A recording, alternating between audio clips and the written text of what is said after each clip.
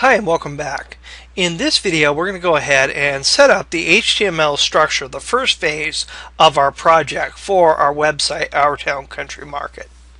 So let's go ahead and take a look at our mocked up version of this website. And the first thing you need to do, either from a mock-up like what I have here, or from a Photoshop layout, or from just your sketches, is you need to identify the distinct areas within your design. And I can see here I've got a top area right up here, and then that's followed by a banner area and a sub-banner area right in here where I have this collage. And then I have a top navigation area right in this space here. And then my content area is divided into two areas. My main content area here and the sidebar over here to the right. And then finally I have a footer down here at the bottom. And you're going to want to take notes as to what those distinct areas are, because those are going to be the individual divs or sections inside of your website. So I'm going to go ahead and minimize this and come back into Dreamweaver here. And I'm going to go ahead and open up my main file right here. And again, if you didn't copy this over from the framework, you can just right click here and do New File and create main.html. And I'm in code view, not design view. We're going to be in code view for much of what we're doing today. And if you have anything at all inside of this document, you're going to want to select it all and delete it. We would just want a plain blank empty document to work with. Now the next thing we need to go ahead and do is we need to again set up the divs, set up the basic HTML structure for this page. And again, I'm going to use my framework for this, but if you don't have it, you can always type in the code as we go. And I've gone into my framework here, and there's my main folder, and I'm going to go into the HTML folder right here. And you should see a file called basic.html. And all this is boilerplate text that you're going to use to set up a new page. So I'm going to go ahead and we'll go through this step by step in a moment, but I'm going to go ahead and copy all this, and then I'm going to go ahead and paste it into my document here. Okay, now close that basic HTML and save that page. And we're ready to get started talking about this. Now, the first thing you're going to notice here is obviously we've got our doc type and our opening HTML tag, and then we have our head section. And the first thing in our head section are a couple of scripts to a couple of JavaScript files. We're going to need this JavaScript for things we do later in this project.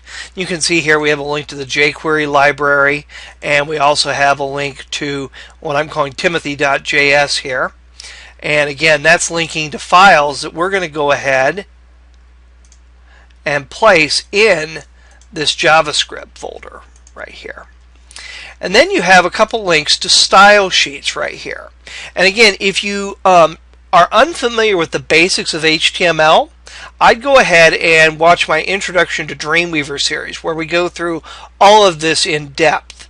And this is just sort of an overview of the HTML involved in this page, not an in-depth explanation of what it all is here.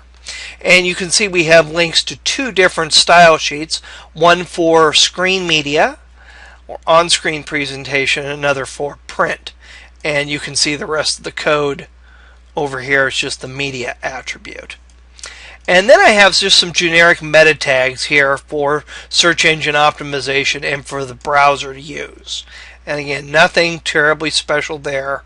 And again, followed by the title tag. I've got a couple comments here reminding me to put my Google Analytics code in as well.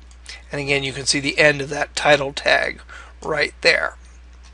And then I go ahead and close my head tag. Now all this is pretty standard for an HTML page. Links to your scripts, links to your style sheets, some meta tag information, followed by a title. The body section is where we're really going to start to customize this.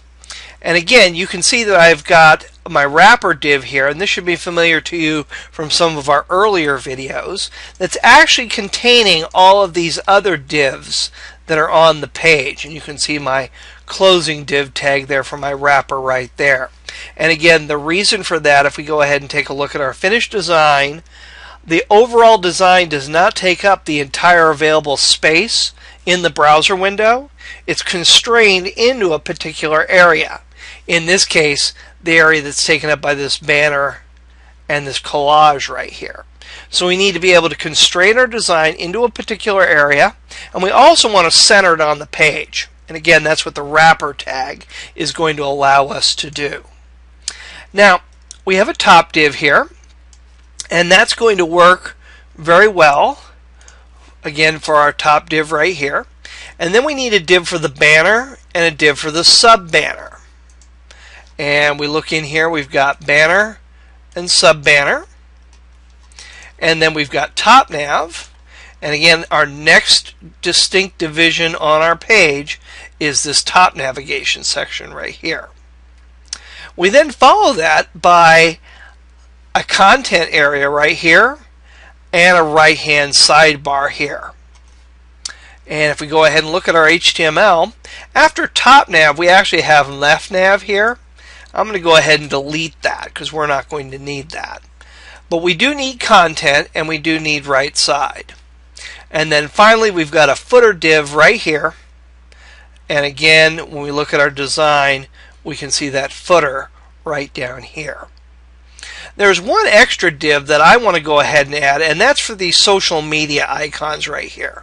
And that's actually going to be a div that's contained inside of this content area. So I'm going to come into my content area and hit enter a few times. And I'm just going to go ahead and do div ID social-media. Again, I'm just creating these empty divs here that will hold our information. So I created a div inside of content to hold and lay out the social media icons that we see right here. And again, the reason why I created a div there instead of just placing the icons in there is I want to be able to target these images with CSS. And having a div that's ID'd as social media will facilitate that a lot easier than trying to target them just using the generic content div. For example, let's say I wanted to target one of these images right here. Well, we also have images out here in our main content area. So targeting those using an ID would not be possible really without this here. We could put an ID on the UL or some other elements, but again, I think it's easier just to do this with a div that's inside of that. So that way we can target images that are in the content area as well as directly images that are inside of the social media div. And then again, we go ahead and close our wrapper div down there if you haven't already. And then we have our closing body tag and our closing HTML tag. And that's all there is to setting up the HTML structure for this design. So the first phase of our project is over. We've set up the structure. The second phase is going to be actually adding content to our structure. And that's what we're going to go ahead and do in the next video. So I'll see you in the next video.